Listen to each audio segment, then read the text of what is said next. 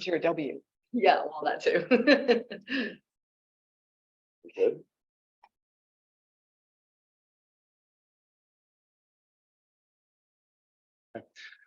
All right, good evening, everyone. Welcome to our regular council meeting for Monday, September the 25th. I would call the order at 6:31 and we'll begin with playing of our national anthem.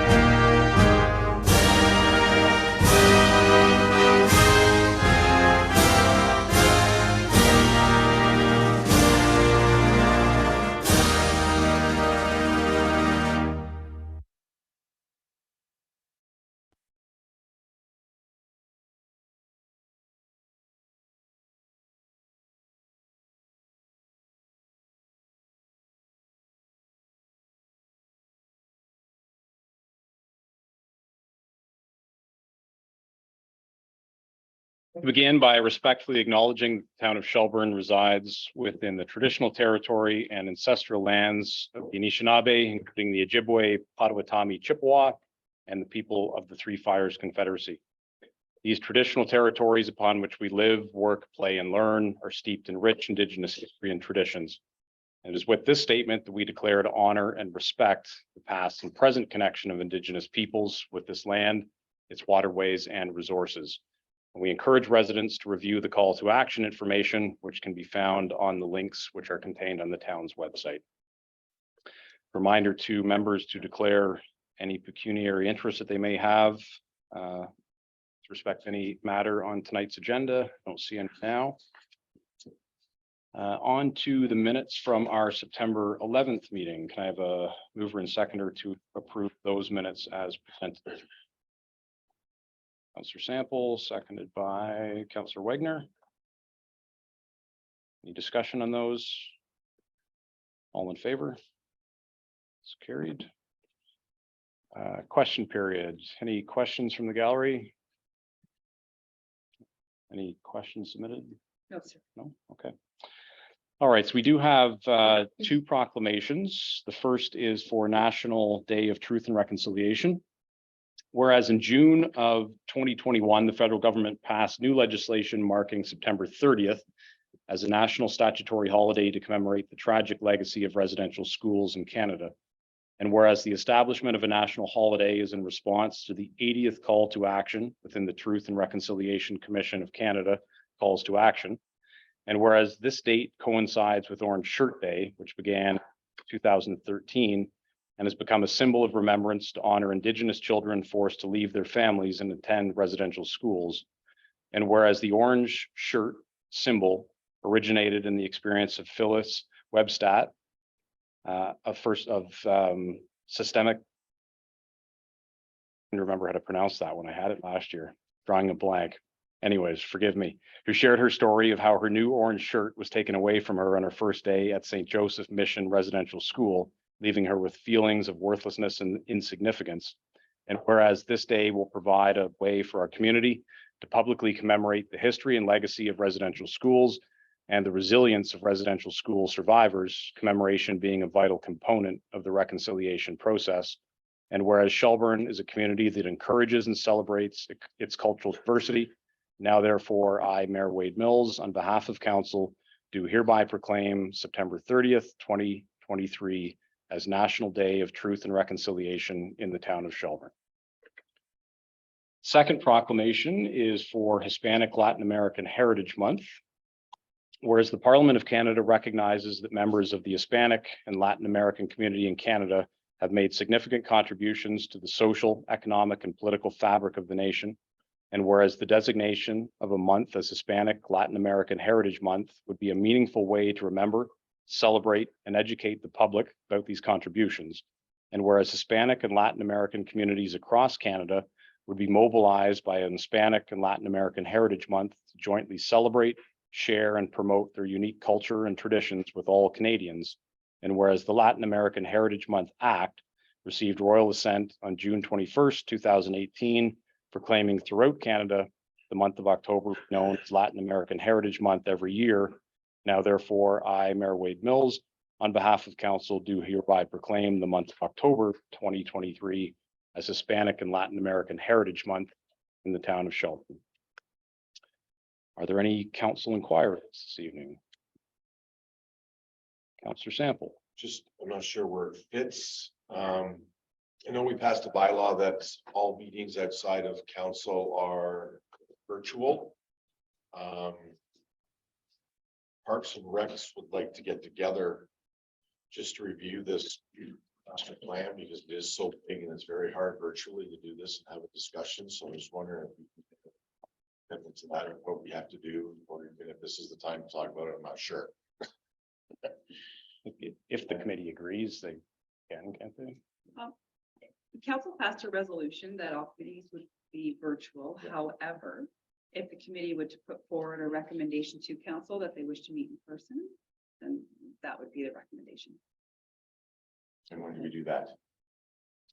When you can pass a recommendation like through your next meeting, whenever Okay. your next meeting is, Okay, pass a resolution that you would Okay. like to meet in person. okay. Thank you. Would it just be for the one meeting? Yes. Okay.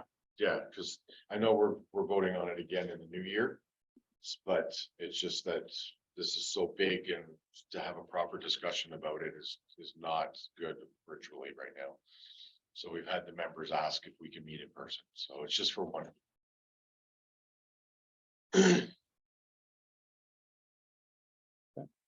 Any other inquiries? Okay. All right, on to the first reports. We have our water and wastewater study. So we have Peter Simcisco back from Hudson and Associates. So Peter, welcome to the podium. I think everybody has a copy of the report, but feel free to kind of lead us through. And then I guess if there's questions, we'll ask them at the appropriate time. Excellent. Thank you very much. And good evening, everyone. It's a pleasure to be back again to this time present the findings and ultimately recommendations of the water and wastewater rate study that we have been undertaking at Royal Town. As was mentioned, we also provided a copy, full copy of the report. So we're going to put together. And this evening, I will walk you through a slide presentation that we got put together as well, summarizing the main results of the analysis. I'll walk through the presentation slide and I'll say which slide you want to mention. So the slide, start on slide 1. Again, as I mentioned, our firm, Watson and Associates, were retained by the town for the water and wastewater rate study. The update is being undertaken with regard to a few specific challenges. Specifically, we're looking at the current customer profile and your water and wastewater customers are, how many of them there are, and then we were looking at the current consumption patterns of these customers, so we understand what consumption we're spreading across these services. We are then incorporating the updated growth forecast for the town, based on the latest available information, to understand how that customer profile and consumption is expected to change over the next 10 years. We are then looking at the capital needs, looking at the infrastructure that's supporting the provision of services, the types that are in the ground, treatment plants, pumping stations. We're looking at what specific replacement and upgrade needs those assets will have in the forecast period, as well as looking at a broader at the full life cycle of the assets, also to understand what their funding requirements will be over their life cycle. And then last but not least, we're looking at the operating costs related to the systems to understand how those operating costs will evolve overall as well. So on slide 2 is a illustration of the rate study methodology. We did go through this when I was here back in July. I believe it was in detail, so I don't need to go through it in detail again. And there are really 3 main components of the analysis. One is understanding the demand drivers and the growth forecast for municipality, understanding that customer base that we're spreading those costs of the services over, understanding the capital needs of the infrastructure supporting the services, as well as the operating costs. And again, we mentioned this several times throughout today, when we're looking at the capital needs, we are not just looking at the specific renewal and replacement needs over the 10-year forecast period, but we're trying to estimate and quantify the whole life cycle costs of the infrastructure so that we build a sustainable amount of funding into the rate structure that can sustain these assets over the long run.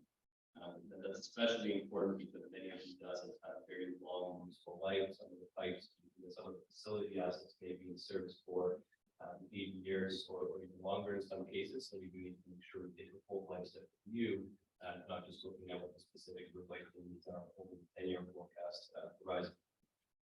So on slide 3, we have a summary of the town's existing rate structure and rates that are currently in effect for 2023. Building is sent out every 2 months and it comprises a customer base charge, which is based generally on the meter size that's servicing a home or business, except for multi-unit buildings, which are charged based on the number of units within those buildings at the lowest meter size. Really. And in addition to those monthly base charges, there are also consumption charges, which are applied to the amount of meter consumption for the customer's meters. The town imposes a increase in volume structure and the rates that are applied to consumption increase with the volume of consumption once you exceed certain consumption loss. And we will come back to that a little bit later because we did consider as part of this analysis the potential changes to that rate structure for the council's consideration as well, which is something that we later touched on in our last meeting. So then moving forward to slide 4, we have the water and wastewater customer growth forecast for the period 2023 to 2033. That growth forecast has been prepared based on the latest available information in terms of the number of residential units that we are expecting to be connecting to your water and wastewater systems over the next several years, specifically to 2033. We are expecting the number of building units or residential units to increase by about 930 over that forecast period, which represents a growth of about 26% relative to your current customer base.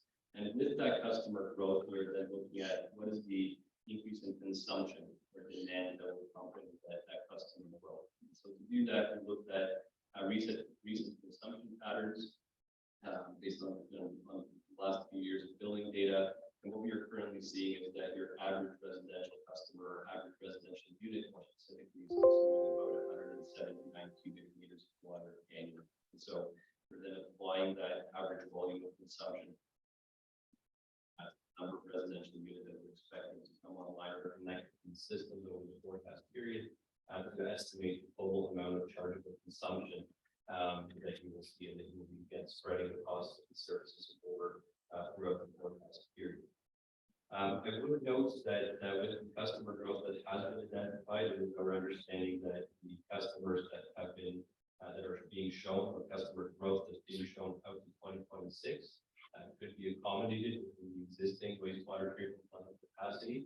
However, any growth beyond that would require an expansion or upgrade of that treatment plant, as council is aware of. So the analysis that has been undertaken does assume that that treatment plant expansion will proceed to allow that future growth to continue occurring as per forecast.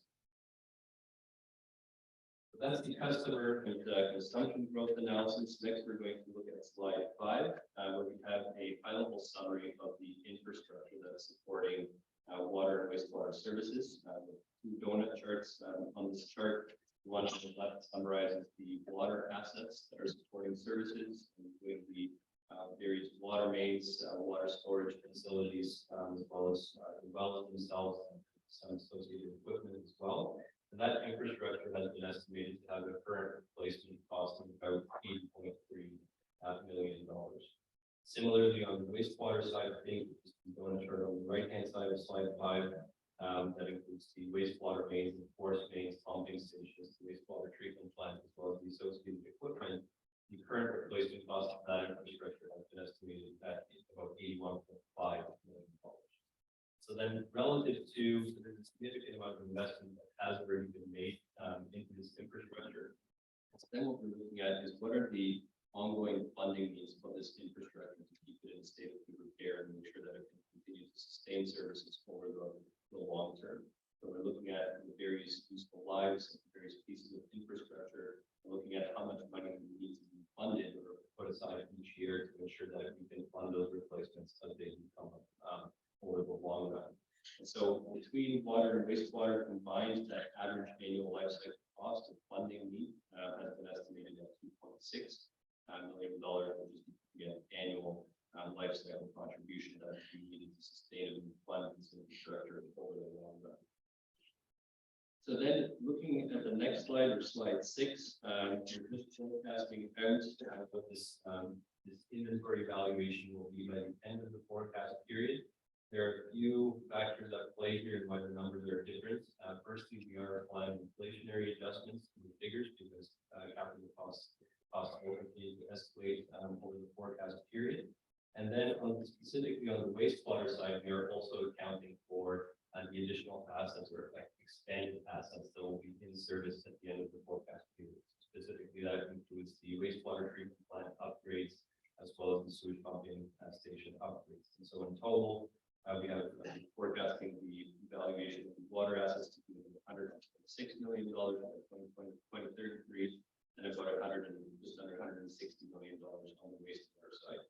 So combined, in terms of the average annual funding needs of that infrastructure by the end of the forecast period, we're estimating that to be about $4.7 million. So that's the amount of capital funding that we're looking to build into the rate structure to again ensure that these assets can be sustained over their entire full life. So with that in mind, turning now to slide 7, we have an illustration showing the capital forecast for water assets. This is shown in current dollars or uninflated dollars. So just a couple of things I would like to point out there, as there are some relatively high needs relative to the long run average, particularly in years 2023 and 2025. That's where we are. 2022 and 2023, and 2024, where we are seeing the new water tower as well as the well one upgrades being completed. So that's driving some of the capital needs in those 2 years. Looking ahead into 2025, we are expecting the existing water tower to require some rehabilitation work on the exterior, and then looking further ahead into 2029, we are expecting that same existing water tower to require some further rehabilitation work inside the interior of that. So those are some of the key specific projects that are driving the capital needs on the water side.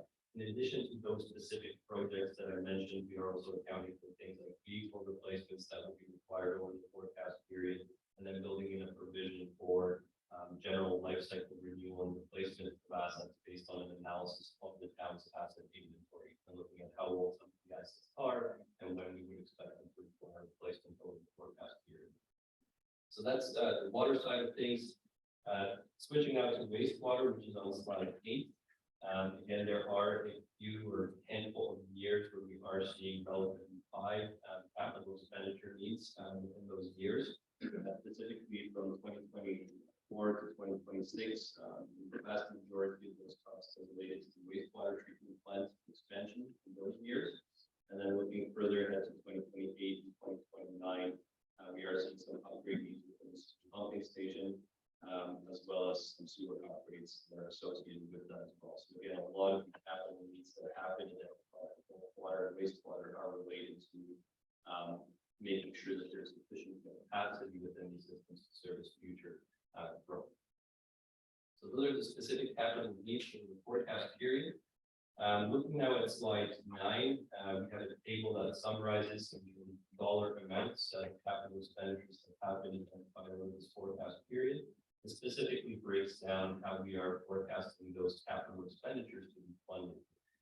Looking at the extent to which we expect provincial and federal grants to be available for some of this infrastructure, which is only really related to the new water tower as well as the well 1 and 2 upgrades. So on the water side of things, we're not We are looking at the use of development charges to fund the growth related capital needs that have been identified. And then relying on the infrastructure reserve funds or life cycle reserve funds within water and wastewater services to fund a significant portion of the non-growth related capital needs over the forecast period as well. Looking at the table on slide 9 again, I would again point out that about 44% of the total capital expenditures that we have identified for the 10-year period are related to growth related needs. So there's a significant amount of pressure there to again ensure that there's sufficient capacity for future growth. The analysis that we did, it wasn't the main focus of the analysis, but we did also look at whether the development charge revenues would be sufficient to service the debt specifically that would need to be taken on to accommodate some of these expansions. And what we are seeing is that there will be quite a bit of pressure on the development charge reserve funds and revenues to service that debt. So we would recommend look into updating these development charges to make sure that the updated capital needs and the cost estimates specifically have been accounted for within development charges to ensure that the rates that we're charging to new development adequately capture and reflect those capital needs. And then in conjunction with that, look into potentially front-ending agreements with the development community to help with some of the cash flow issues associated with that as well. So then switching to slide 10, we have a description of the operating budget forecast, which again has been prepared going out to 2033. Generally speaking, we look at the town's operating budget for water and wastewater services, work through that with staff to identify whether we are expecting any specific changes to any of the line items within the operating budget. Where there weren't specific changes identified, we are just adjusting those costs with inflation. Generally, we like to look at the consumer price index escalation rates in the past several years, with the exception of insurance, which has been growing faster pace, about 15% annually over the past 5 years. So we're continuing that higher escalation of insurance costs.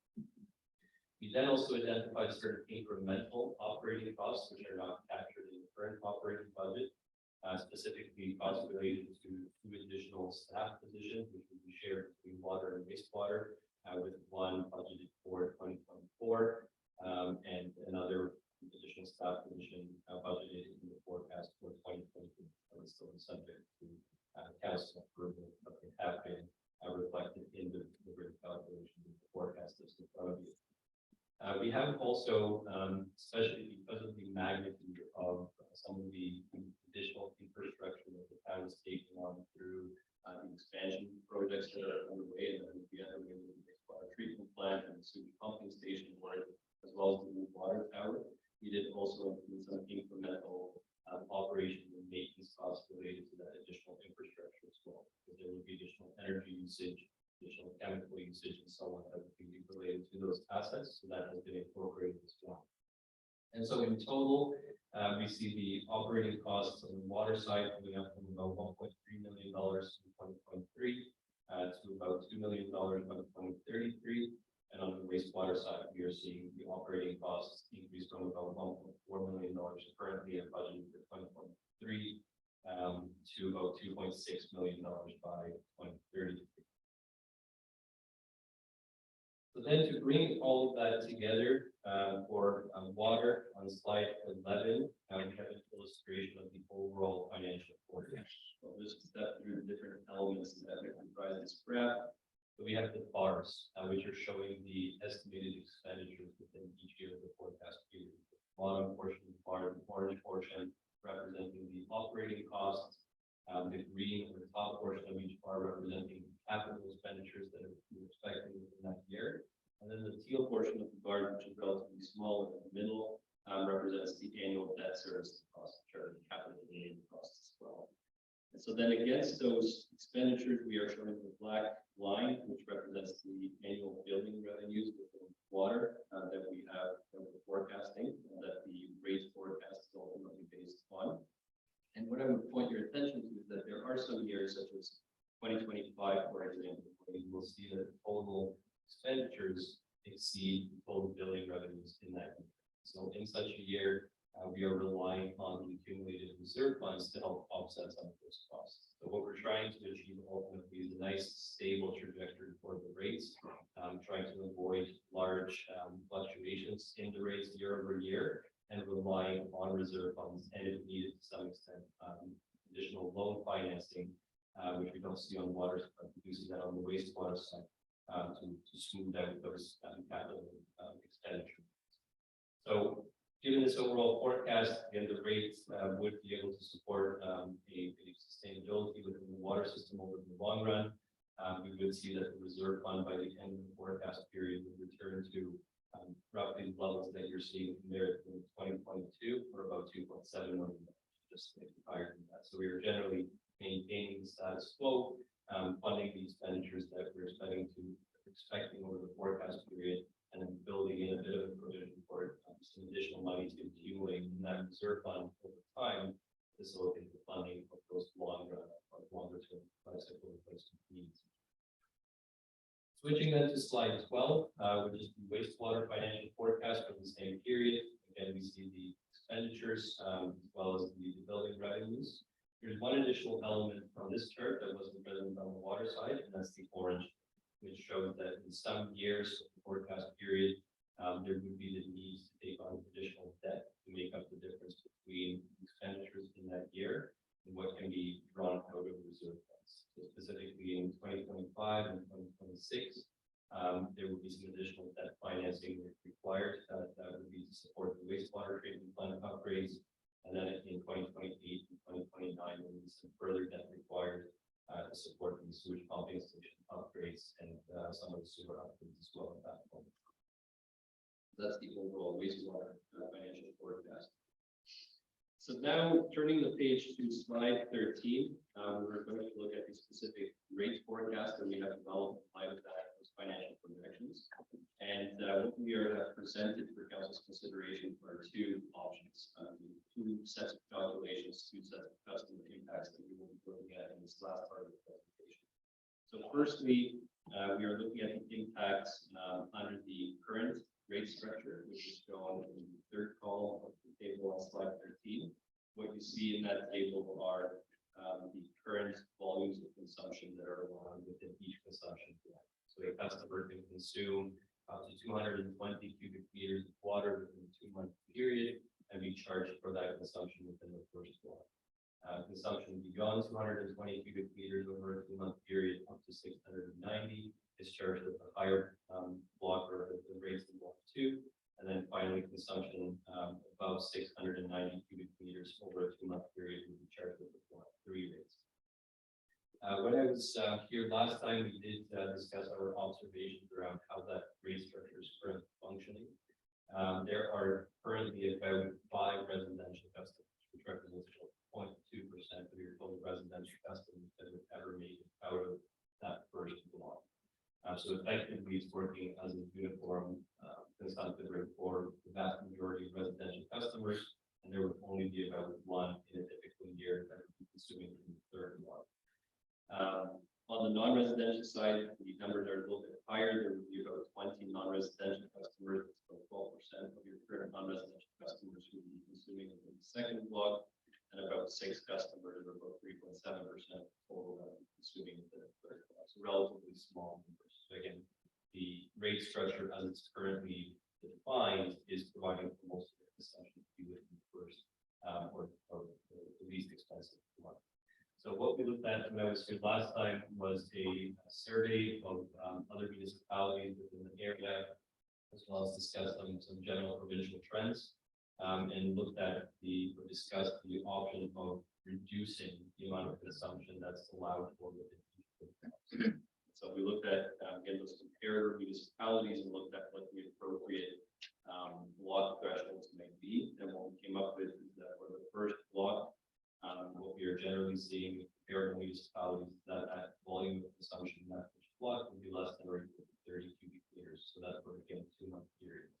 So just to put that into some context, for your average residential customer, they're consuming about 180 or just under 180 cubic meters of water per year. So at that 30 cubic meters of consumption that would be allowed within the first block over a 2-month period, that would mean that most customers who are using at the average would still just be consuming within the first block. So it's really the change or reduction in the block threshold would really be impacting your larger volume users, specifically any very large residential customers, potentially multi-unit buildings in that regard. And then on the non-residential side, which is more water usage, generally speaking, would impact some of those customers as well.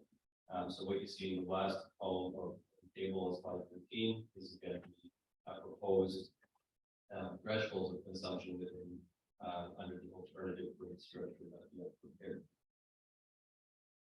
So with those two options or alternatives in mind, if we go to slide 14, we see the rate forecast under the current rate structure, where you see both the consumptive rates that have been block for both water and wastewater, as well as the monthly base charges on meter size for both water and wastewater. What we have done with this forecast is a couple of things. I will see that the monthly base charges are increasing, opposed to increasing at a slightly lower rate than consumptive rates.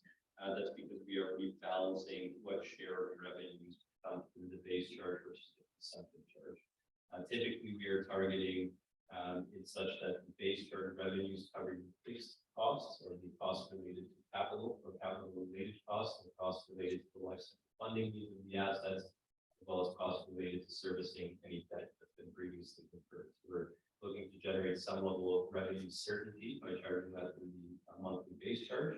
And then the operating costs are generally recovered through the consumptive rate revenues. So we're just rebalancing those a little bit to make sure that we are aligning with the cost of the forecast in the financial projections. So those are the increases or rate forecast under the current rate structure. On slide 15, we see the same rate forecast, but this would be under the alternative rate structure, so with the reduced consumption blocks. There's really only one key difference here from what we have on slide 14, and that's that the initial or the consumptive rates within the first years of 2024 will be somewhat lower than under the current rate structure. And that's simply because by virtue of reducing the block thresholds, more consumption, more people would be consuming in the higher blocks, and therefore that would generate more revenue at lower rates. So there's a slightly lower rates on the consumptive side for both water and wastewater under the alternative rate structure as a result. But the subsequent year-over-year increases for both the consumptive and fixed charge components are consistent between the current and alternative rate structure scenarios. So maybe more informative than looking at the actual rates. And we discussed this when I was here last time, looking at the specific impacts that these changes would have on different types of customers within a time. So that's the last part of the presentation, starting on line 16. So we'll go through 5 different types of customers. The first one being a hypothetical small or low volume residential user, or what we're calling small residential. So what we see with the bar chart on slide 16 is firstly in 2023, line bars showing what their estimated water and wastewater bill would be for 2023, and that would be about $900. And then we're showing over the forecast period how their total water and wastewater bill would change. With the light blue bars representing the total estimated bill under the current rate structure, and the teal or greenish bars to the right showing what the corresponding bill would be for that same customer under the alternative rate structure scenario. So what we are seeing is that under the current rate structure, the small residential customer and someone consuming about 75 cubic meters of water annually. So this might be a single person household and someone without a yard, so inside water consumption is not a big household. Just to put that in some context. Their 900 current bill of about $929 for 2023 would increase by about $38 under the current rate structure for 2024, and increase by about $39 to somewhat less under the alternative rate structure. And then over the remainder of the forecast period, we have kept the year-over-year changes to the annual bill as constant as possible, while at the same time ensuring that by the end of the forecast period, the total building revenues would be able to support the full cost of service. So then switching to slide 17, for that same small residential customer consuming about 75 cubic meters of water annually, we are showing how the bill that they would be faced with currently and in 2024 with the proposed changes would compare to other area municipalities. So the little gray arrow on the illustration on slide 17 shows where that customer would be today based on the rates that you currently have in effect. And then the two teal arrows to the left illustrate what that customer's bill would be in 2024 based on two different rate structures. One caveat to note here is that it is not an apples to apples comparison because we are comparing projected 2024 bill impacts to bills that are currently imposed in other municipalities, which presumably will also be adjusting their rates for 2024. So those impacts might be even less pronounced than what we're seeing right now. But generally speaking, with a small residential customer, we're seeing that generally you maintain your position relative to these comparator municipalities, although it would put that bill slightly higher than it is in Grand Valley, whereas currently customer would be paying slightly more than that. That's a small residential customer. On slide 18, we have a similar comparison for the average residential customer. This is someone consuming just under 180 cubic meters of water annually. So this is your typical single detached home, multi-member family living inside. Again, generally reflect average consumption levels generally across the province for that type of home. So currently in 2023, the bill for the second customer would be about $1,164. And then looking ahead to 2024, that would increase by about $59 for the year. Under the current rate structure, it would increase by a slightly lower amount of $47 under the alternative rate structure. Again, because we are not increasing the rates as much under the alternative rate structure, they would be impacted or better off effectively under the alternative rate structure, just as was the case with small residential customer.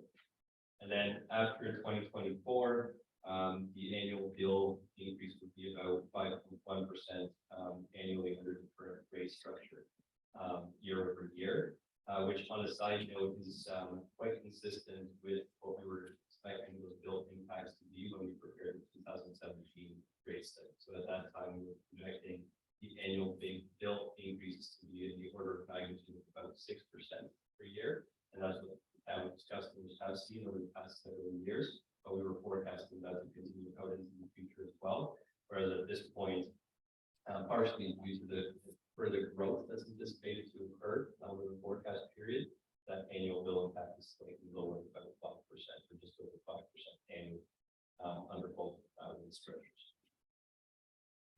Similar comparison then to your market comparators on slide 19, or this time again for the average residential customer, where we are seeing that under either of the rate structure scenarios, maintain your relative position in terms of total water, wastewater bill, for this average residential customer relative to what that same customer would be paying in these other comparatives. So moving ahead to slide 20 then, we have a hypothetical large residential customer. So these might be a relatively large or relatively larger residential property, perhaps more people living within the house, more consumption in terms of watering, lawns and gardens, washing cars, just a greater volume of water consumption. About 18% of your residential customers consume more than 270 cubic meters over the course of 2022. And there are still a number of them that will be consuming around this amount or potentially higher. So currently, this type of customer would have a bill of about $1,370 for the year in 2023 for water and wastewater combined. And for 2024, that would increase by about $77 in the current rate structure, and by just slightly less, or about $72 under the alternative structure. So they would be almost the same under either the current or alternative rate structure, although still slightly better off under the alternative rate structure. Moving ahead to slide 21 then, similar to the other comparator municipalities, where we would see a slightly bigger jump in terms of the relative positions in comparator municipalities, with the proposed rates both under the current rate structure and the alternative rate structure. This large residential customer's bill surpass than what they would see or expect to see within Orange bill in these tier prices, for example. But it would still be about average relative to these comparative municipalities. So a couple more comparisons now, switching to the non-residential side or non-residential type customers. So on slide 22, we have the bill impact for the average non-residential customer. So when we look at your current customer profile, the average non-residential customer is consuming about 500 cubic meters of water annually. So again, we would see increases to their total bill over the forecast period of about 6.5% year over year under the existing rate structure, and are just slightly higher than that under the alternative rate structure. Although they would see a bigger impact in the first year by virtue of switching to the alternative rate structure, because there would be more of their consumption that's charged at the higher rates. Switching to slide 23, again, the municipal comparison, we can see that with either the current or alternative rate structure, this type of customer would still see their bill at the lower end of what we see in comparative municipalities, even though it would just slightly surpass what that same type of customer would be paying in Grand Valley based on the rates that they're currently paying. So then we have one final comparison, which is on slide 24, which is for a large non-residential customer.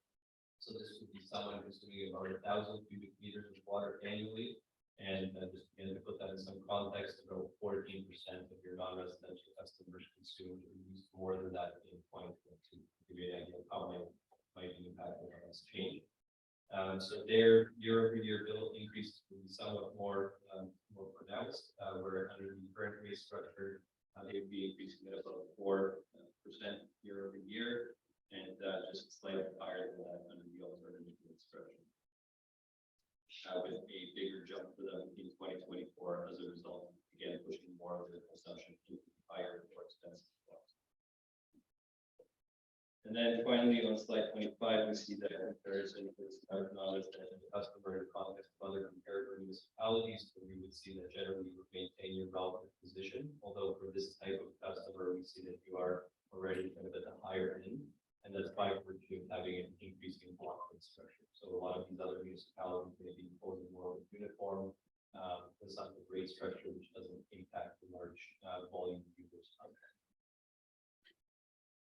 Those are the customer impacts resulting from the proposed forecast.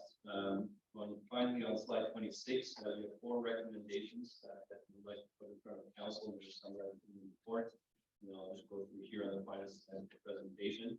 So we are asking for council to receive the water and waste rate study that's included in the agenda package dated September 25th, 2023. We are asking that council continue to provide for the recovery of all water and wastewater costs through full cost recovery rates, which have been quantified within the study, as well as continue to maintain use of funds to its future life cycle needs of water and wastewater services as well. We are then asking for the approval of the water and wastewater rates that are presented in table 6-2 study, which are the rates consistent with the alternative rate structure scenario. And then if that passes, to direct staff to prepare and bring forward a new water and wastewater rate file that will capture those new rates. And then finally, to direct staff to undertake an update of the rate study in 5 years. That's the typical update cycle for these types of studies, or earlier if there is significant changes with respect to the development patterns, the volume of development that we're seeing, or if the identified capital needs or operating costs that they start to escalate or decrease at rates that we didn't anticipate within the rate study. It might be a good idea to update the study earlier. That wraps up the formal part of the presentation. Happy to take any questions. Great. Thanks, Peter. Questions? Councilor Bernardo? I was looking at some of your calculations, I guess, through the system. I noticed that every time we get a quote from our engineers for some of our upgrades, it seems that the quotes go beyond inflation rates. Especially some of the last one we got the switch treatment plant on the server right under this chair. It's ridiculous. How is that taken into account in your rates study because it's hard to forecast the way labor and the way cost of materials are going these days. You expect one thing, the next thing you know, it's additional $10 to $15 million more than what the original quote might have been. How does that work in there? Like, it's nice to give people a break or an evening out of the cost, you know, for the things and making sure we cover everything. But I'm worried about these huge humps that seem to come in on the costs of actually doing the projects. Right, and it's a very fair concern, especially given what we have seen over the past 2 to 3 years. The cost escalation right across the board has been far beyond what we have seen historically. So the way we would address that is we have worked with the town's engineering consultants to get the latest, greatest cost estimates at this point in time. We do recognize that there is some uncertainty with how much those costs may continue to escalate over the coming years. But assuming that generally inflation will be brought somewhat under control in the very near future, we have looked at historical averages in terms of non-residential construction prices. So we're not assuming that just a capital cost will escalate in line with general consumer price index. There's a higher escalation rate. I don't recall the exact number, but I think it's around over 4% annually. And that again is reflective of long run historical averages. We also don't want to assume that the cost will continue to escalate at 10+% annually over a 10-year forecast horizon. So that's why there is a caveat also in terms of recommendations to continue to monitor how those costs are evolving.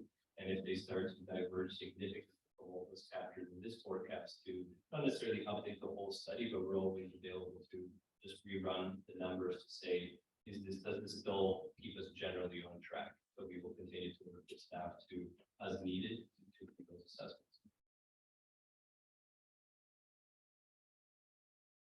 I guess that's the big safety net, right? Like we have to update the study every 5 years, but nothing precludes us from doing it, you know, in 18 months' time, should that be necessary. Okay. And very similar process was done. So we did the last full rate study back in 2017, but there was a small update that was done. It was 2020,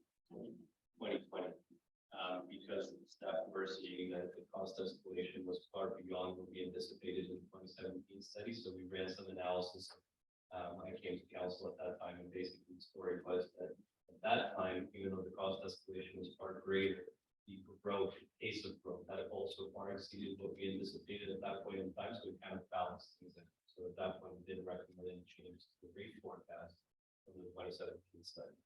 And in fact, we are now recommending a slightly lower rate increase than what was forecast at that time. So those periodic updates have been undertaken historically as well. When Actually, all I was hearing at both those studies, though. And I do remember the discussions we had on that. I guess, other concern is by changing the blocks, the way we're changing them, and lowering the cost to the consumer, to the residential people. And you're saying we're going to be able to balance and keep that line fairly even going up. I'm sort of having a little bit of difficulty understanding how that happens if we're actually lowering it in a sense to the resident. I understood when back it was too high and it was, you know, you were maybe recovering too much. And you want to keep the cost, you know, in line. Now that by lowering it, I'm sort of having a little difficulty getting that around in my head. I can try to let's go through it. So the reason why the line is kept fairly constant with changing the rates, right? So there's an initial rebalancing effect that would happen in 2020, where customers being under the alternative rate structure, some customers would have a lower bill than under the current rate structure, and those are generally speaking your lower volume customers.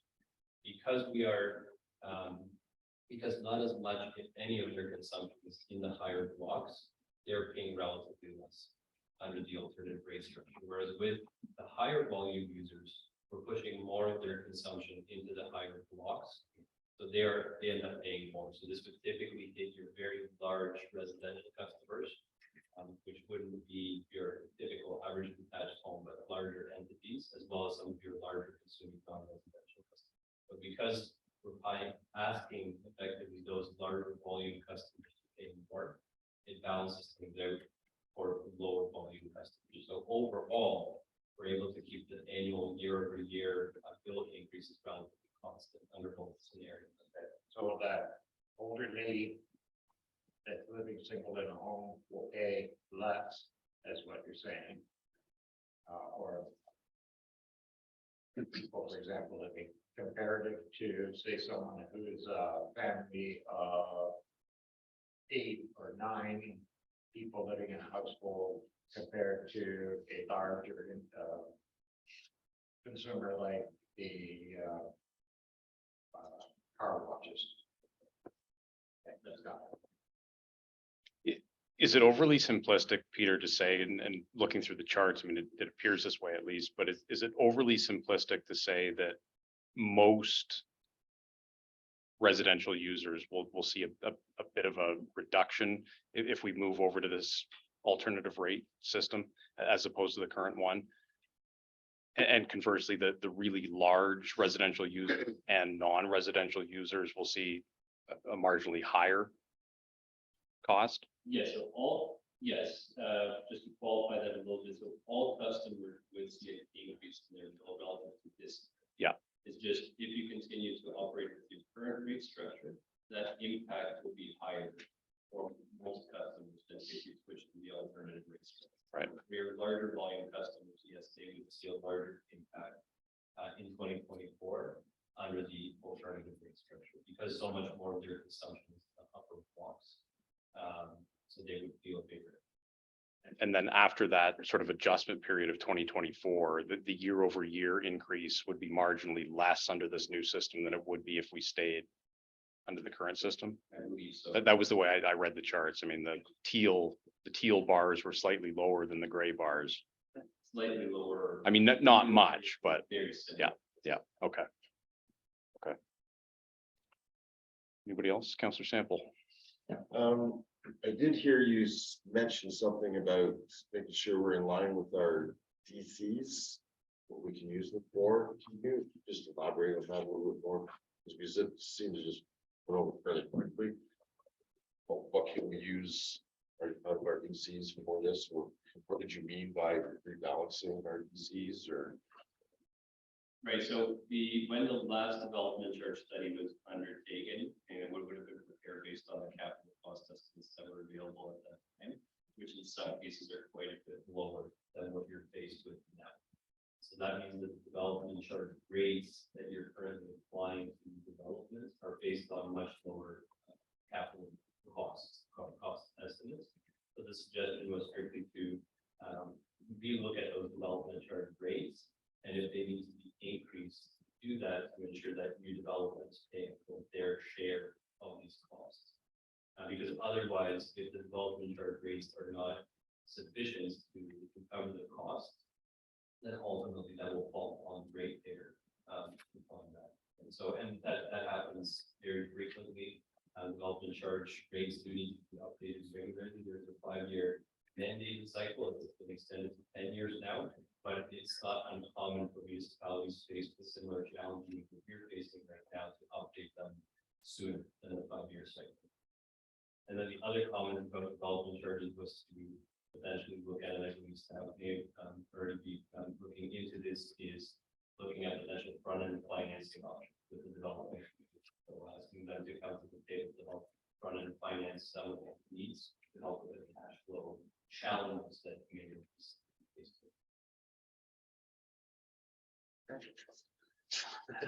So do we have that on our radar? Okay, so, okay, let Carrie speak to it, and if necessary, I'm gonna have Steve Weaver speak to this on all we're going through with our DCs and Bill 123 analysis and our AMO delegation. Go ahead, Carrie. So currently, our next DC scheduled review is in 2025. So the only problem with pushing that forward is then the new Bill 23 effects come in to play, and we wouldn't be able to collect the full 100% of the amount that we're able to collect right now. Yeah. The only risk in doing it sooner. And the majority of what our DCs are set aside for now is for paying debt. With respect to water and wastewater at least. So it would just depend whether our current DCs are capable of covering our debt payments. I don't think we went like the highest when we did our rate anyways, right? We kind of went fair. We were deciding on DC rate that we were gonna use anyways. So, all right, so I guess this is a completely different conversation, but we did a high level analysis within our AMO delegation on what the impact of 23 was on our shortfall for development charges specific and exclusively to the waste treatment plant. What there were still DC impacts were the ancillary costs, whether it's storm and other infrastructure, parkland dedication, all of those ranges that support DC were significantly going to be underfunded for us. We did identify in the AMO delegation that some solutions that we would be exploring would be front-ending agreements and capital surcharges as a solution to seek out an alternative to fund those particular shortfalls.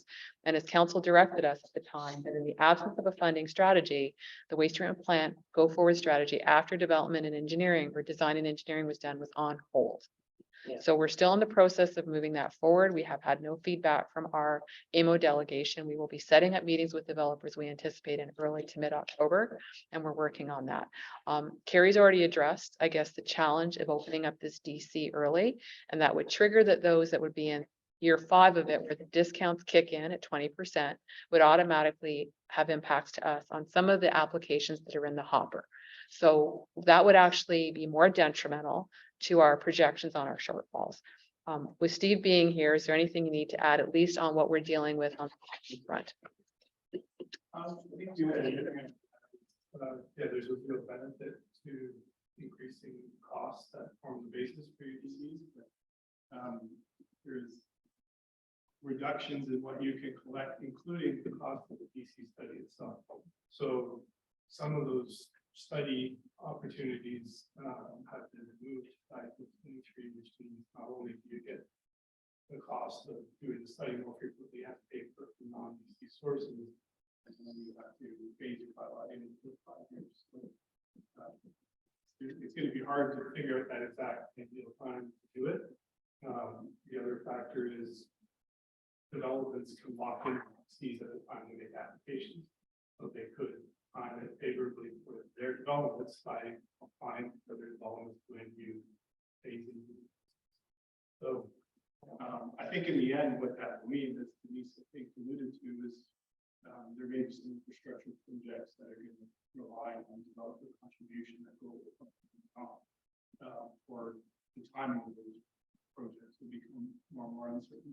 So that's a conversation we need to have with the development community on what the willingness and tolerance to contribute what we normally contributed and create those.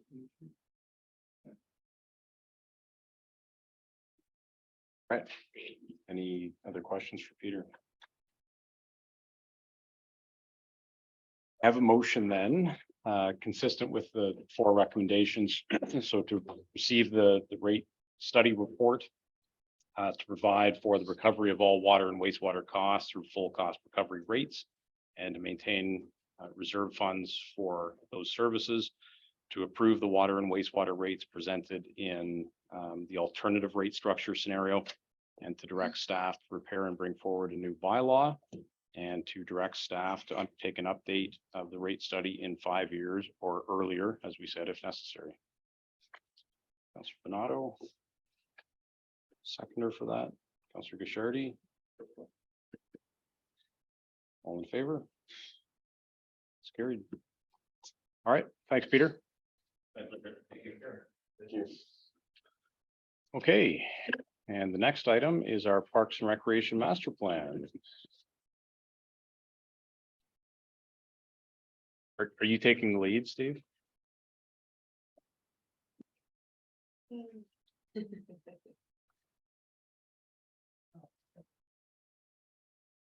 All right. So this is great. We're at that milestone where, it's been a long road, but we're finally ready to present, a complete park and recreation map and report for council consideration today. Because with a master plan like this, the work really does begin when you start to implement it. So it is a 10-year plan with lots of projects identified, for implementation. And, we've assigned some time to those projects and some capital cost estimates, and just like the conversation just had around water rates and infrastructure projects, and do that. There's some unknowns that we need to address as we go and adjust for inflation and update the plan from time to time. What you saw previously was basically a summary presentation. It was quite a lot of detail there on the part by part and summary of the types of improvements that could be implemented. And that was presented in June, and then we had some discussion about it in July.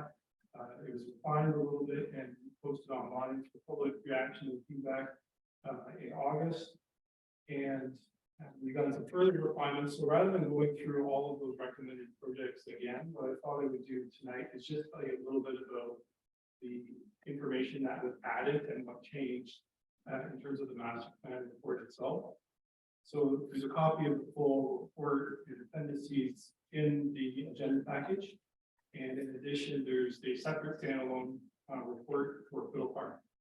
And we talked about those recommendations for Fiddle Park specifically as well at the previous meeting. So I wasn't planning to go into those in detail, but happy to take any questions about what's recommended for Fiddle Park. So and just if I go a little bit section by section quickly, section 1 is an introduction, and I wanted to highlight just some, I think, points of interest that do affect the delivery of recreation services in your community and some of the demands. So Shelburne continues to buck the trend with the aging population, a much younger age profile, and that is a result of new people moving into the community, young families and new homes that are being built. You do still have an age in place trend, but it's offset by that growth and that fast rate of growth with younger people moving in.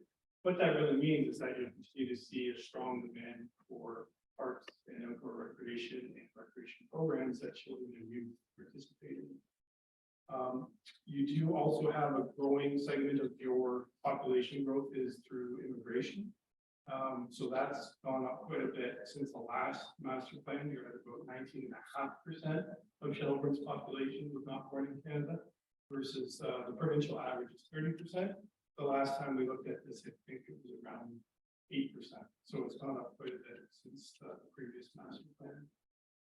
Work from home, not surprisingly, more than doubled to 14% from about 6% during the pandemic. But that 40% stat is from 2021, so still impacted by the pandemic. The impact of that is really, you have people more home during the day and maybe going out for walks, using the trail system, walking the dog, that kind of thing. But you do also have a trend where the proportion of your community that's commuting to work is actually starting to commute further. So a few years ago, Warrenville was the top destination for commuters, and that's now flipped to Brampton is slightly higher.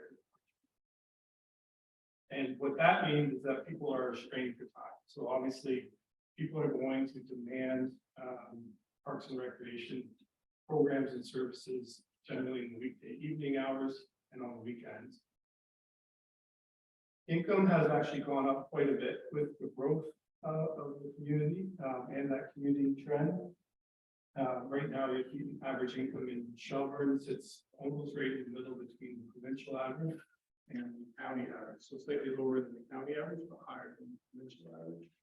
So that's just some context that we took into consideration. What that last one really means is free to use will still be an important factor, but review of user fees for things that can be booked and rented will be important in relation to cost recovery and what people can afford.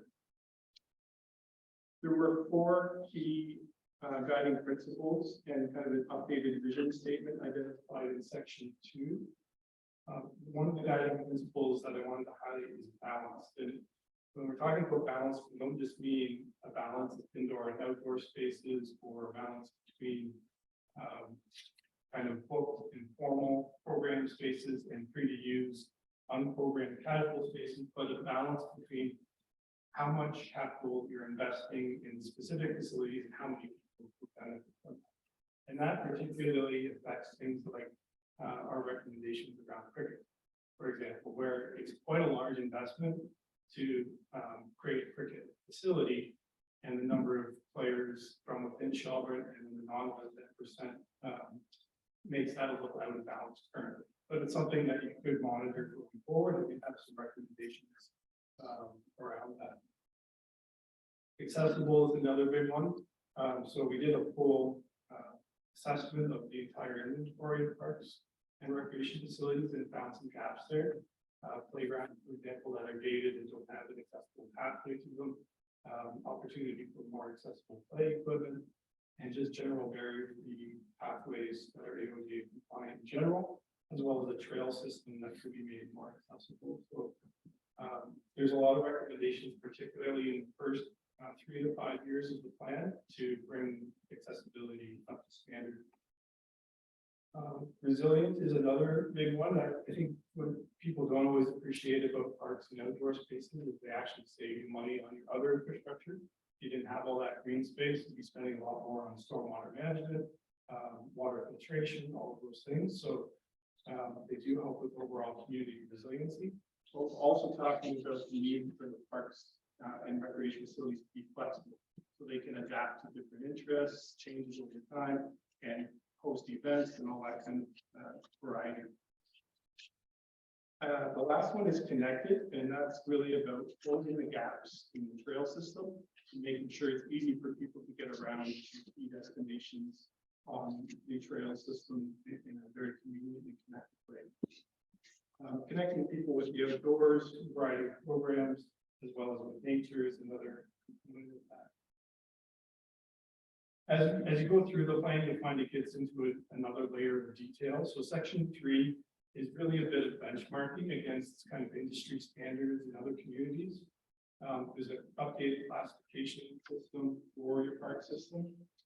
What you have is really an abundant amount of parks per capita relative to other communities. So your manicured or maintained parks, Greenwood Park, community sports parks, your neighborhood parks and parkettes, you have over 4.5 hectares per thousand population, which many communities would be envious of. That has come down a little bit with the growth of the community, but it's still at a high enough level that there really isn't a concern about the volume of parkland. It's more about the state of repair and renewal of existing parks, as well as where they're easy to get to and accessible, and then developing the new parks in the land that you've got that dedicated to parkland. Adding to that, you do have quite a bit of area in natural landscape, such as the woodlands on either side of the central part of Fiddle Park and linkage areas, and those are great trail opportunities. I wanted to highlight as well, included in the recommendation, we're referring to the requirement for a parks plan under the Planning Act. The reason we refer to that is that in order for municipalities to use the alternative parkland dedication requirement for higher density developments, where you do start to get more parkland in a different rate structure, you have to have a parks plan. And so the reason that's required is to make sure that municipalities are not just requiring maximum parkland from development as a practice, but demonstrating that they need it. So this plan very much demonstrates that while you have an abundant amount of parkland, that will get strained with the continued growth. So maximizing the amount of parkland you get from future development will be important, and this plan will enable you to do that. Similarly, if you take cash in lieu of parkland, this plan will make sure that you can get as much of that as possible from new development.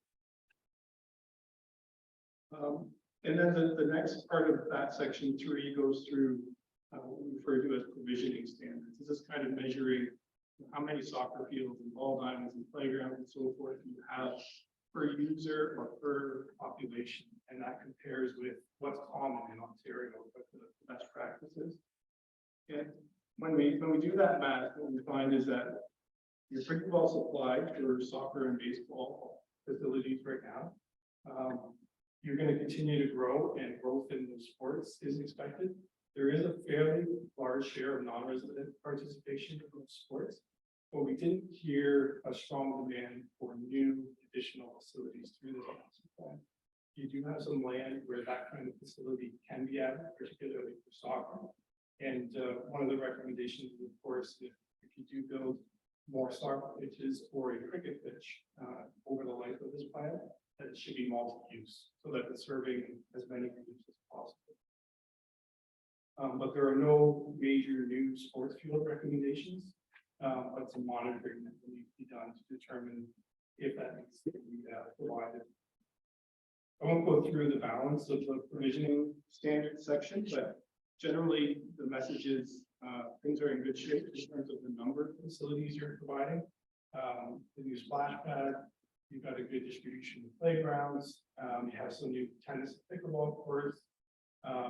Adding some more of those as new neighborhood parks are brought on, and as you further develop Greenwood Park and Fiddle Park, it really helps keep up with those kind of industry standards in provision levels. The section 4 is the full recommendations park by park, and again, I won't go through that in detail.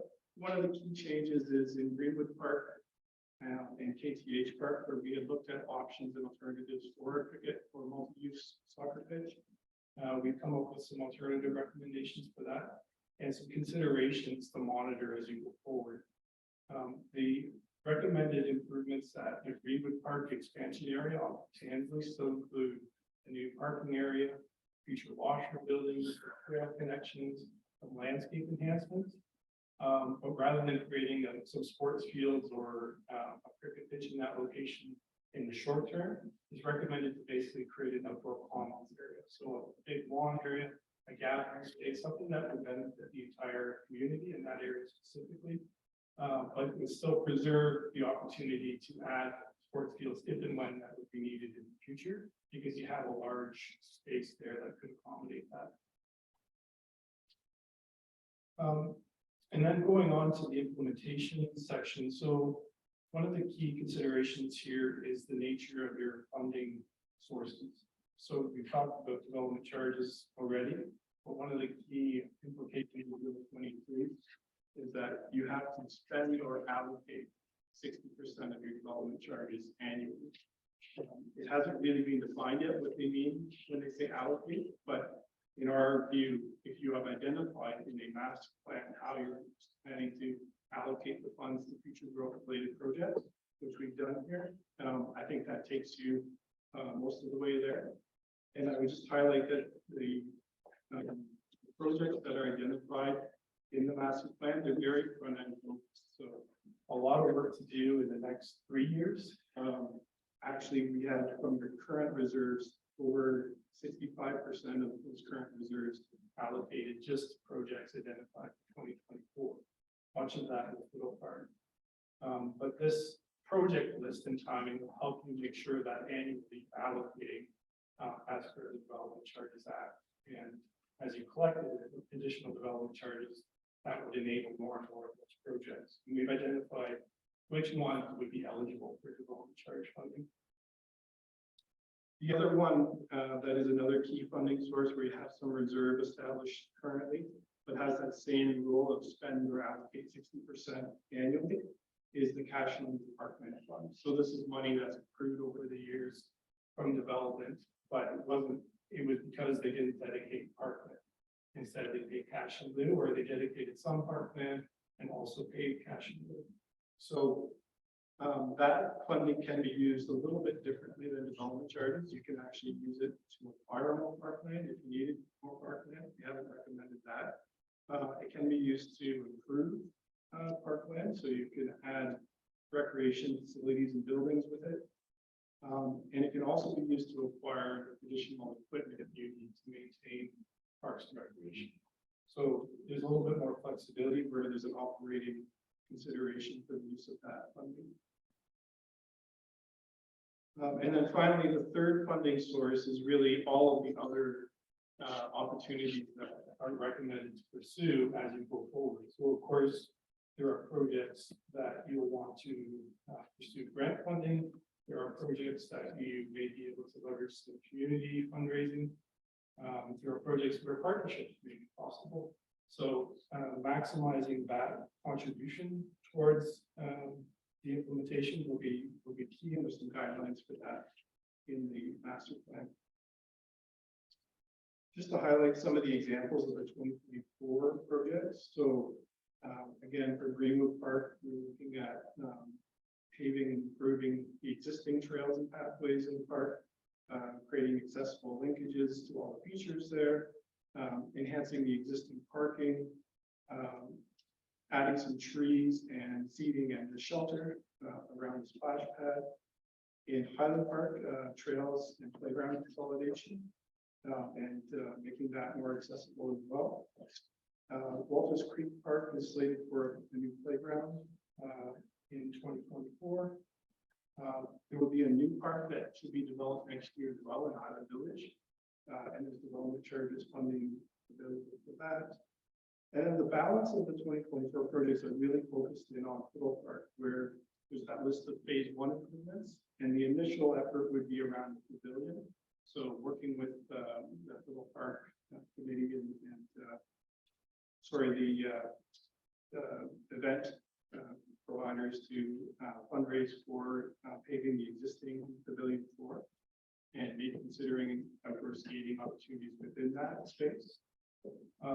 Also connecting kind of the parking areas and entries to the pavilion, where you have kind of that swale in between right now, and creating the initial trail, not creating the outdoor ice skating right away, but adding that as you go. So that it's basically designed in a way that you can put the trail in as a seasonal use, and then you can add the skating cooling system afterwards, depending on funding. So I think some of those are easy wins, some of those are bigger projects that will require more planning, design, and work to pull them together and find the right approach. But all the overall strategies and recommendations are there with some guidance on how to approach it. I think the last thing I wanted to emphasize is that it is meant to be a living document. So although there's from what we know now, there's some recommendations on the order and timing of projects and how much they may cost and how they may be funded. There's a lot of information there about opportunities that may arise that we don't know about yet. Like if there's partnerships, if there's community fundraising, if there's opportunities to work with other service providers, all of those should be factored into prioritizing when things get implemented. And there's prioritization is very much the same kind of approach policy that was in the 2009 master plan, which is don't try to be all things to all people at all times. Try to work with the community and others as the first point of priority. Some projects you'll have to go your own, and the municipality will have to do it basically on its own. But that's kind of the last result in any case.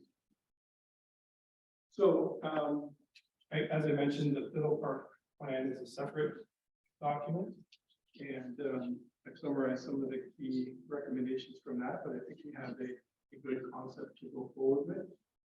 We didn't receive a lot of feedback in terms of any further fine tuning or revision of that, but as you go into detailed design, that plan could be updated and adjusted as needed.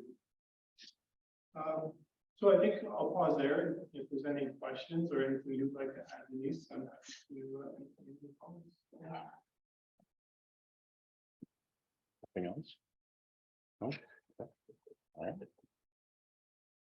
Questions for Steve? Comments? Councilor Donato? I'll make a comment. I was looking at the responses you got back to the survey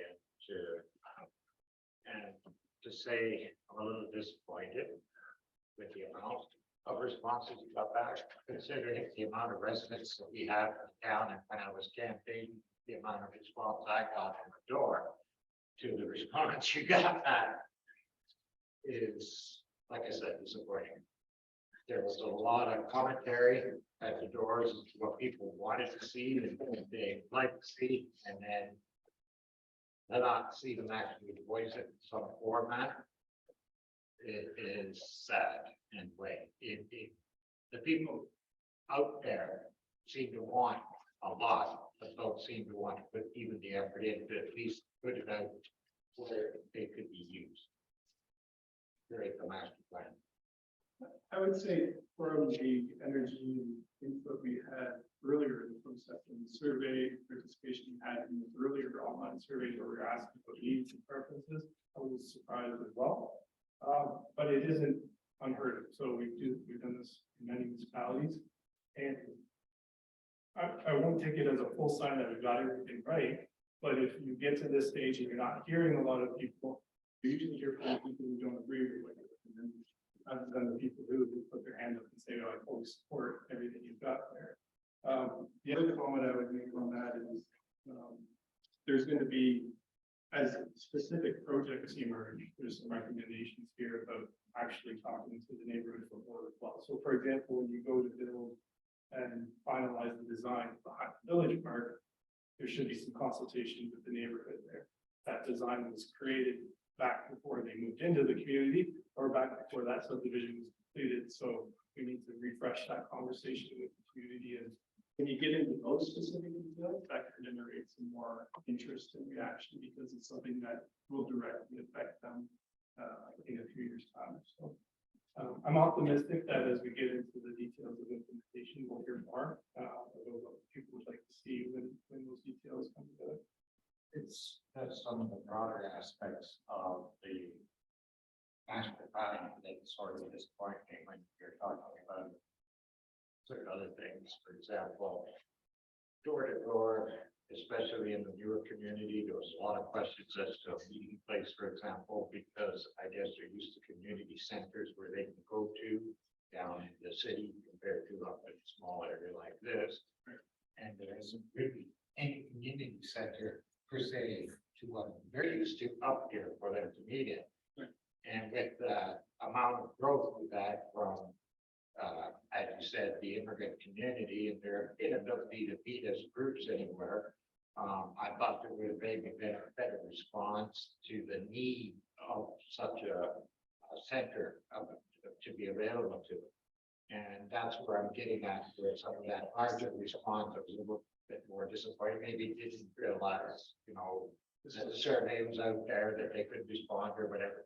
But that's what I noted going door to door, was that huge need for that community center, for them to be able to gather into groups and voting, going back through some of the park identification and the, threats and whatnot.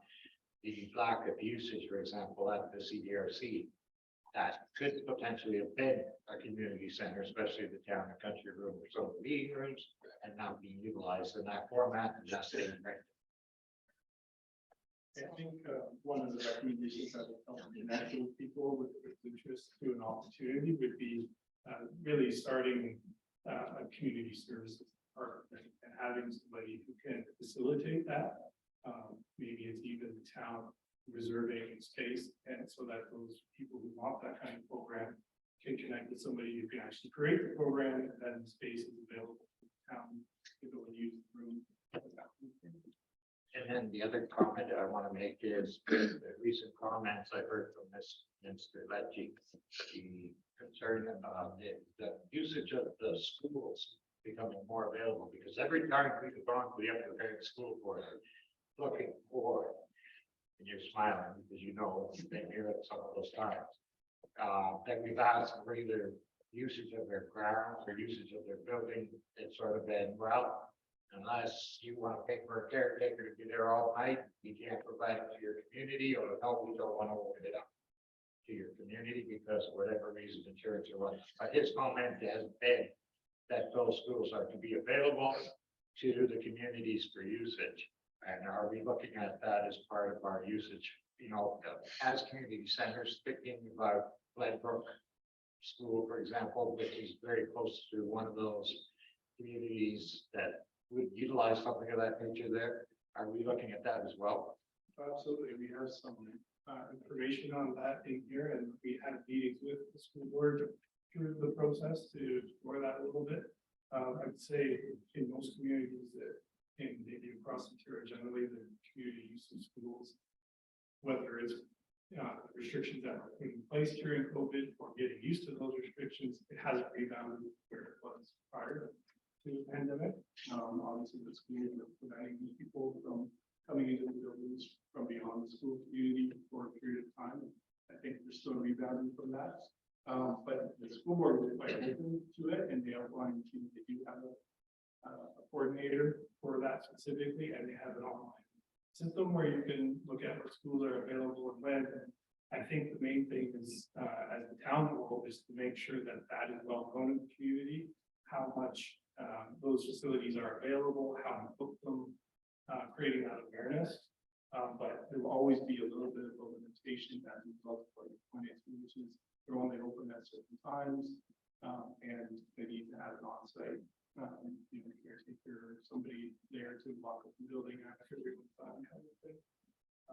But in the meantime, until you have more municipal facilities to fill some of those needs, the strategy would be get as much community use of the school, bricks and mortar facilities and sports facilities. So if we were to pay for that caretaker, for example, be there to provide that school to be open to those communities, or pay for the cost, whatever it is, to the school board, would that be something that we should be considering as well? Definitely, and another example of that is you don't have, and the school board doesn't have certain types of facilities like indoor aquatics, and those are very expensive to provide, very expensive to operate. So you get a lot more community benefit of trying to connect people with programs available elsewhere or offer transportation support or those kinds of things. So just like that, because there's no money budgeted here to build a municipal gymnasium or a municipal indoor aquatics facility, in the meantime, what does a reasonable allocation look like to help people access those facilities provided by others? And obviously that's going to be a lot more cost effective than building something. So that's fully a part of the strategy here, that connecting people with what is available and supporting that where there's need or the cost limitations or other barriers. That's got to be part of the picture. I'll make one last commentary. It's too bad we don't have control of the CDRC, because we could make a trade-off and offer students ice skating during the daytime when it's not used to the school boards, and in turn they could offer us the buildings back for our community. I knew Denise had some comments. Thanks, Mayor Mills. I just wanted to note that in the report that Steve's firm has presented, that one of the attachments is Appendix A, and that was what the other firm that was working on the project had significant engagement with. And so that might actually echo some of the door knocking comments, where there was an analysis particularly for indoor recreation on strengths, weaknesses, and opportunities. Sorry, I'm having a hard time hearing you. That there was a SWOT analysis for indoor recreation, and that Galloway and Associates undertook that. So that echoes some of the door knocking, maybe comments that you heard. What Steve has referenced is there's opportunity for space reallocation or space utilization. There's a gap between what we understand is predominantly maybe what a traditional municipal recreation service provider would offer to the community in terms of types of rec, in terms of types of programs, in terms of types of responsiveness to changing requests. We have space within the CDRC that it's been recommended that one of the opportunities, if we had the staff person that's been recommended, is that we would create that program capacity ourselves. We would work with the schools as well. And I think that their willingness has been enhanced greatly over the last 4 years with respect to post-COVID programming opportunities. So that SWOT is really insightful. And I think if you want to go through it again, you will see the types of indoor rec and even outdoor rec programming that we were hearing through the engagement sessions were wanted. And this mimics a lot of what you're hearing in more traditional municipal parks and rec departments, as well as culture. This facility as well has massive opportunity for recreational programming, whether it's arts and culture programming, etc. So us moving forward is innovative, but it also requires us to use the spaces that are available to us in creative ways. So we believe that the recreational component of the community's needs have opportunity to grow, to expand and to be more responsive. But we feel that in order for us to do that, we have to invest directly as the town of Shelburne and make those happen. At the same time, the plan has also outlined significant investment, which I think is fantastic. This is not a state of a community that's in like status quo. And with a lot of that investment, in particular Fiddle Park's vision, is that is outdoor recreation at a no cost option, which is part of a healthy community. So we talked about the transition just in terms of Fiddle Park. Pickin' in the Park has come forward and is eager and excited. We're not sure if it's enough money, but we'll figure it out to pave the pavilion. And if we're going to do that, we're going to make sure that we have that done so that skating as an outdoor rink can actually be accommodated with lights, even music potentially and linkages. So there's a lot that's probably buried in here that might not jump out you right away, but I can let you know that, I mean, Terry's probably saying no way, but we have probably allocated every dime of what our availability is for development charges to ensure that we're compliant with Bill 23 and the spend. And that investment has been front-ended in 24, 25, 26. And that will provide significant new opportunities in our communities, including trail connectivity, which is critical for year-round access and would also have a bearing as well on our staffing, our maintenance and those commitments. So we can strip this further through the budget process, bring it forward so you can see it packaged. But overall, this is an exciting plan that's affordable for at least the DC funding portion of it and will provide the community with significant new opportunities, potentially front end outdoor, but obviously what we want to focus in on is indoor. I think you're right too, Stephen, in terms of the engagement piece that, this plan's pretty large. It's a lot to digest, but I think that speaks to the fact that this should be seen as a living document, because as we roll through this over the course of the next 10 years and start dealing with specific projects, I think, when those start to generate some attention within the community, that in turn is going to generate some more commentary. People actually, oh, okay, you're doing something in my park. I have some thoughts about this. When you look at, a document the size of the one in front of us tonight, I mean, it's overwhelming for us, let alone people who aren't living and breathing this every day. So I get what you're saying, Councillor Bonato, but I think over time, I think we are, probably going to hear from the community when we start dealing with specific projects, and if we have to tweak things, slightly based on what we're hearing, we have the flexibility to do that. But this at least provides kind of the broad strokes, big picture vision that we need for the next 10 years. So, and to your point, it's exciting. I'm excited. Yeah. All right. And any other thoughts? No. Okay. All right. It's kind of a long recommendation here, but I'll read through it all. Be it resolved, the presentation of the Parks and Recreation Master Plan by GSP be received, and that the Parks and Recreation Master Plan is an actionable working document that can be readily adapted and is a blueprint for the town of Shelburne to guide strategic investments over the next 10 years to contribute to a healthy and active community and improve the quality of life of residents. And that council adopts the Parks and Recreation Master Plan as presented on September 25th, 2023 as a 10-year guiding document and as the town's Parks Plan and Planning Act. And the council directs staff to include the recommended projects and other general recommendations with associated costs within the Parks and Recreation Master Plan for the consideration of council during the annual budget process, starting with the draft 2024 operating and capital budgets. And the council directs staff to explore all infrastructure and grant funding opportunities, as well as other partnerships that could also support the capital cost projects recommended in the Parks and Recreation Master Plan. I have a mover and seconder for that. Councillor Fegan, second, Councillor Wagner.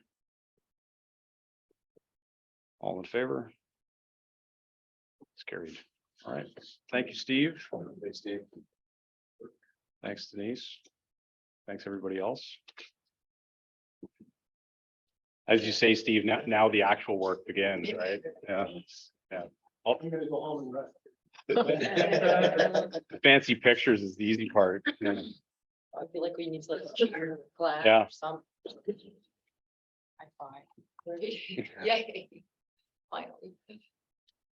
All right, couple more items. So the next one is request from Abiding Place Ministries, which is Reverend Horsley regarding the Remembrance Day service. So they're just asking for some staff support to facilitate the annual Remembrance Day ceremonies at Town Hall. Can I have a mover and seconder to approve that request? Councillor Bernardo, thank you. Councillor Wagner, and all in favor? It's carried. And the next one is a request from the Haunt in the Park folks looking for an exemption from our fireworks bylaw to allow them to set off 2 to 4 fireworks cakes at the beginning of their opening ceremonies to be done with a licensed fireworks technician. Thoughts on this? Staff have any thoughts? No, we can't ask that because we know what they're. Well, no, but I mean, yeah, better to know what the thoughts are up front and we can have a chat. but- We know their answer. you're expecting at a specific time. Yeah, exactly. Something random. Yeah, It's only 4 cakes. yeah, The fire chief has provided his approval. Yes. as well. Yeah. okay. Okay, Councillor Bernardo? I think it's wonderful that first they asked rather than just setting them off Yeah. like we've had in some of the places in the town. Even though they were nice for weddings, a little unexpected. But at least they asked and they had the fire chief's permission, which I think is the proper way to do things, and maybe this will help out the public as well, that if they want to do something out there, just request it and let it go for the channels. Are you willing to put forward a motion then? Okay. What I would suggest then, just looking at Chief Snyder's letter back, I mean, there are some conditions there, so I would sort of, His conditions need to be done. yeah, exactly, okay.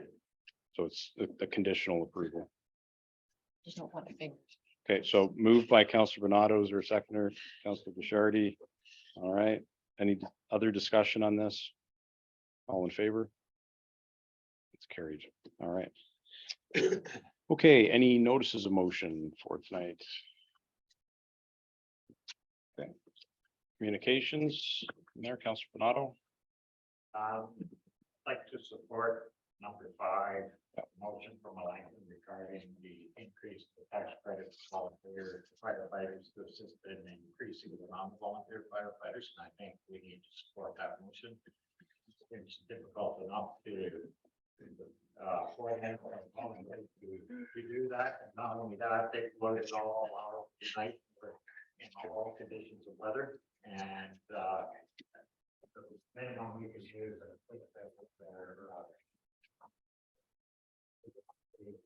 system in their tax credits, which is they do that regular jobs they go to. All that does is increase the income tax they have to pay. So I'd like to support motion number 5. And I'll move it. Okay, so And there's, support for that, someone will help me in a second. yeah, a seconder for that. Councillor Sample. All in favor? Carried, okay. And I'd also like to support motion number 7. Grimsby, Grimsby. From the town of Grimsby for a guaranteed living wage. I think that it's important that people at least have a guaranteed living wage. Especially with the way that everything is increasing today. I think that some people are falling way over the poverty line, and all we're gonna end up doing is seeing more homeless in the rural communities coming into the urban and creating issues that we don't really should see. okay, is there a seconder for that? Councillor Wagner, thank you. I was actually gonna bring that one up myself. Okay, good. Quick question actually with regards to that one. Grimsby within their motion or resolution actually suggested that municipalities start sort of recording some of that crucial information that they were speaking so much about in their resolution. So I just wondered, is that something we do at all as a town? At the county level, County level definitely, we do? yeah, Okay, yeah. Okay. Perfect, thank you. Maybe as a an addendum to that, make sure both motions that they get sent out to all of the rest of the councils in the county as well. Yeah, And then everyone is, yeah, definitely. All in favor? Carried. that's it for me. All right, anybody else?